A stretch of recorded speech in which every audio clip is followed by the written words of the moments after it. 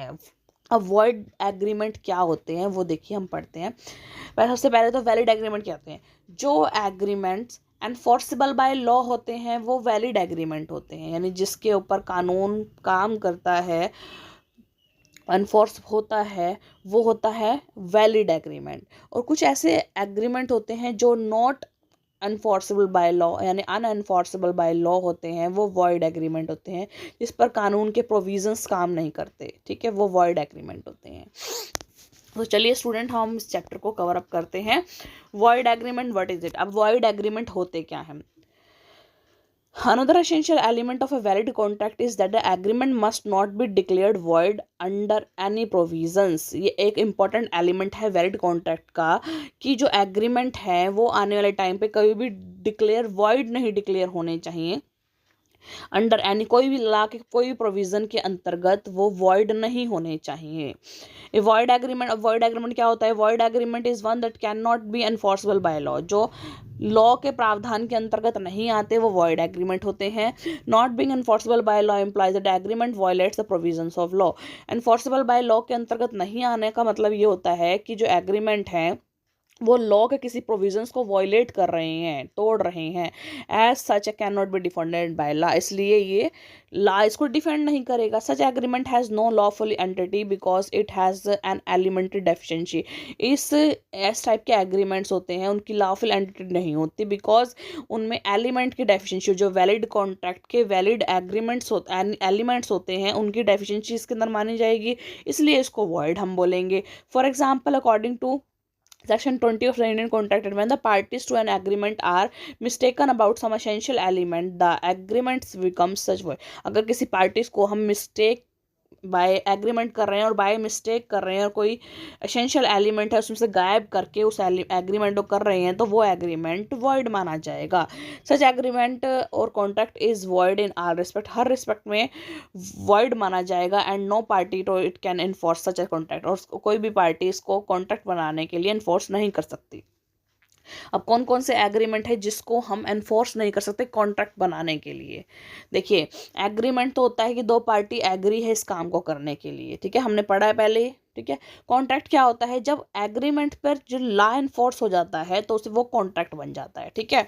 तो अब देखिए कौन कौन से एग्रीमेंट है जो कॉन्ट्रैक्ट नहीं बन सकते। Agreement which are void under the provision of law include, provision of law के अकॉर्डिंग वॉइड माने जाते हैं एग्रीमेंट। ऐसे देखो कौन कौन से।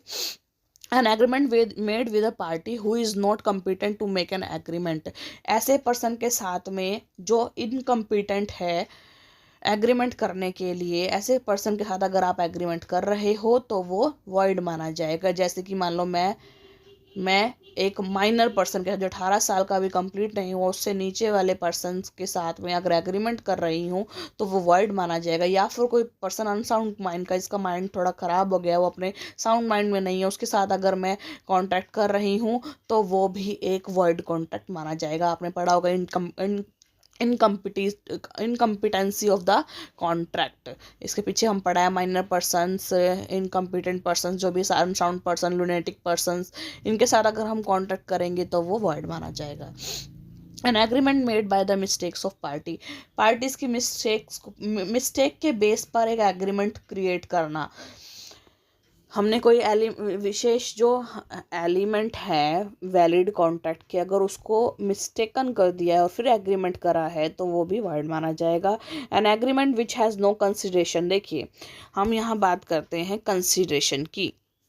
कंसिडरेशन में क्या होता है, मान लो मैंने अपना स्कूटर बेचा सामने वाले को, इसको, तो ये स्कूटर के बदले में कुछ देगा ना मेरे को।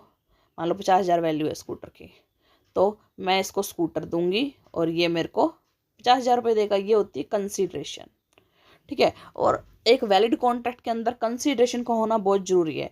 मान लो मैं हूँ, ये मेरी सिस्टर है और मैंने इसको स्कूटर ऐसे गिफ्ट में दे दिया, तो ये कोई कॉन्ट्रैक्ट बनेगा नहीं, ये कॉन्ट्रैक्ट के अंतर्गत नहीं आएगा, क्योंकि बीच में क्या है, कंसीडरेशन मिसिंग है, ये मुझे कुछ उसके बाद बदले में लौटा नहीं रही, ठीक है। तो कंसिडरेशन होना बहुत जरूरी है, जिसके अंदर कंसिडरेशन नहीं है वो वॉइड माना जाएगा। Any such agreement where the consideration और object of the agreement is unlawful, कोई ऐसा एग्रीमेंट जहां जो कंसिडरेशन है या फिर उस एग्रीमेंट का ऑब्जेक्ट है वो अनलॉफुल है। जैसे कि हम किसी ने एक बच्चे को किडनैप कर लिया। अब किडनैप कर लिया बच्चे को, किडनैप करा बच्चे को, ठीक है, और इस पर्सन ने किडनैप करा है किसको, एक छोटे से बच्चे को। अब किसका बच्चा है, इसका बच्चा है, ठीक है। अब इससे कहता है कि मैं तेरा बच्चा लौटा दूंगा, इसके बदले में तू मुझे 50 लाख रुपए दे दे। अब इसके अंदर कंसिडरेशन तो है कि यहाँ बच्चा देना है और क्या देना है, 50 लाख रुपए। लेकिन ये क्या है, लॉ के अंतर्गत ये गैर कानूनी है, अनलॉफुल है। तो ऐसे एग्रीमेंट जो कानून के नज़र में गैर कानूनी है वो एग्रीमेंट अनफोर्सेबल बाय लॉ नहीं होते और वॉइड कॉन्ट्रैक्ट माने जाते हैं। एक और एग्जांपल, ये हमने कंसिडरेशन का करा है कि अनलॉफुल कंसिडरेशन है, यहाँ पर एक अनलॉफुल ऑब्जेक्ट का करते हैं। मान लो इसने एक बंदे को पैसे दिए कि तेरे को इस पर्सन को मारना है, तो पैसे का ऑब्जेक्ट क्या हो गया कि इस पर्सन को मारना है, इसको मारा तो तेरे को क्या मिलेगा, पैसे।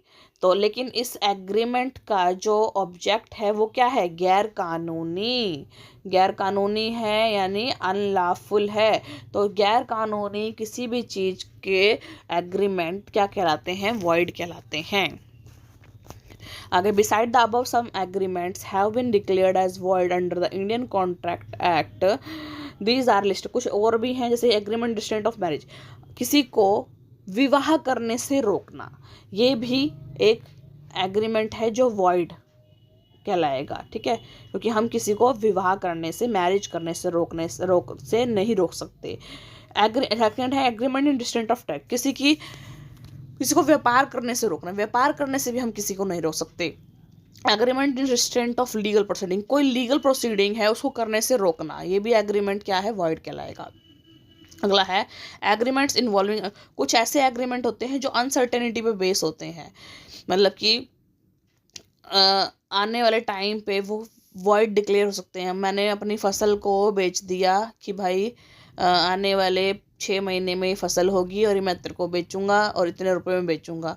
मान लो फसल खराब हो गई, अनसर्टेनिटी बेस थी, तो आने वाले टाइम में वॉइड डिक्लेयर हो जाएगी, तो वो कॉन्ट्रैक्ट भी वॉइड हो जाएगा, ठीक है। वेजरिंग एग्रीमेंट, वेजरिंग एग्रीमेंट में देखो क्या होता है,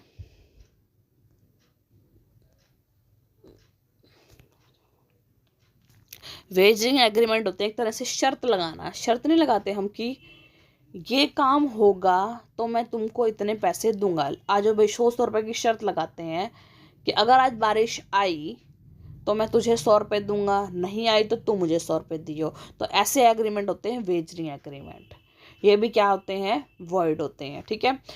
अगला है agreement to do impossible act, कुछ इम्पॉसिबल एक्ट करने के लिए एग्रीमेंट करना। एक लड़के ने लड़की को कहा कि मैं तेरे लिए चांद तारे तोड़ लाऊंगा, चांद तारे तोड़ सकता है, वो इम्पॉसिबल एक्ट है, लेकिन वो इन्होंने दोनों ने आपस में एग्रीमेंट किया है कि मैं तेरे लिए तोड़ लाऊंगा। अब लड़की कहे कि चांद तारे लड़का तोड़ के नहीं लाया मेरे लिए, तो उसको मतलब कि घसीटा जा सकता है, लॉ के कानून के अंतर्गत ले जा सकते हैं, उसको स्यू कर सकती है लड़की, नहीं कर सकती। क्यों, क्योंकि वो इम्पॉसिबल एक्ट का एग्रीमेंट था। तो जो इम्पॉसिबल एक्ट के एग्रीमेंट होते हैं वो भी कॉन्ट्रैक्ट नहीं बन सकते, ठीक है। तो ये कुछ है, अब हम पढ़ते हैं इसके उसको डिटेल